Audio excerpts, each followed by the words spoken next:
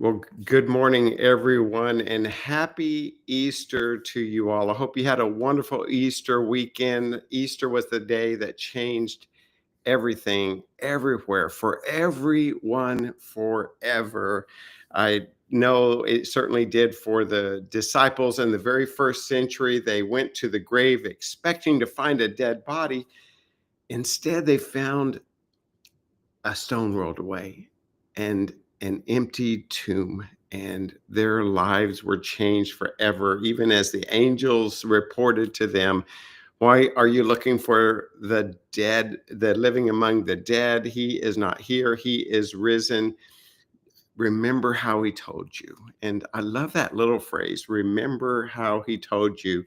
Even though Jesus had repeatedly told the disciples that he would suffer and die and then rise from the dead, they didn't believe him. They didn't understand. They couldn't possibly fathom it. Even when Mary and Martha summoned Jesus from Jerusalem to Bethany because their brother Lazarus was sick, Jesus loved that family, and he spent many nights at Nazareth eating dinner with them and fellowshipping with them. And Lazarus had become so sick that they asked Jesus to come. But Jesus was delayed, and he didn't arrive until 4 days after Lazarus was dead.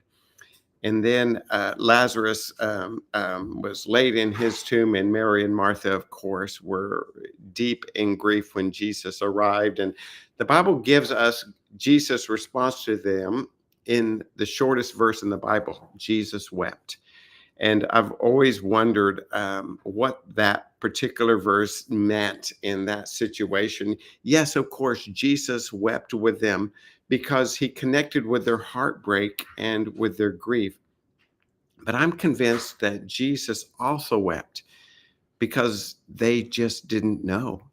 They didn't know what he knew. Jesus said to them, "I am the resurrection and I am the life.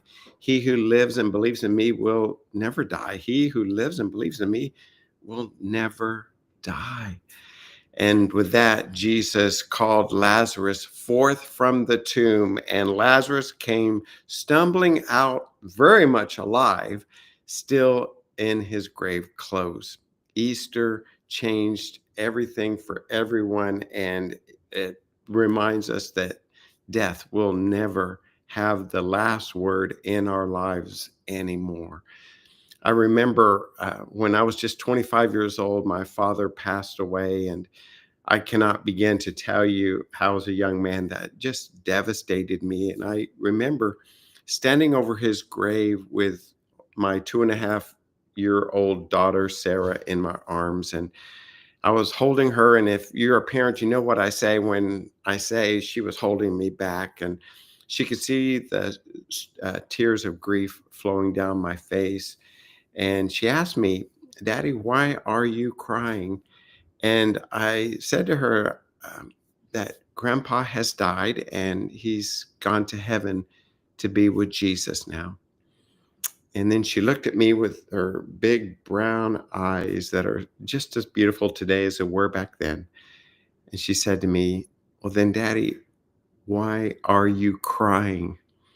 What a wonderful reminder to me in that moment of Easter hope. Jesus died and so that our sin and death could be conquered. The Lamb of God was slain for the world so that we could have complete and wonderful forgiveness. And Jesus rose from the dead so that you and I can be born into his family and never, never fear death, and certainly never grieve as those without hope. So today, this week, this season is a season of hope. May that hope fill your heart, encourage your soul today, and put a smile on your face and joy in your step, because the Lord is risen, and he is risen indeed. Have a great day as you fellowship with our risen Lord.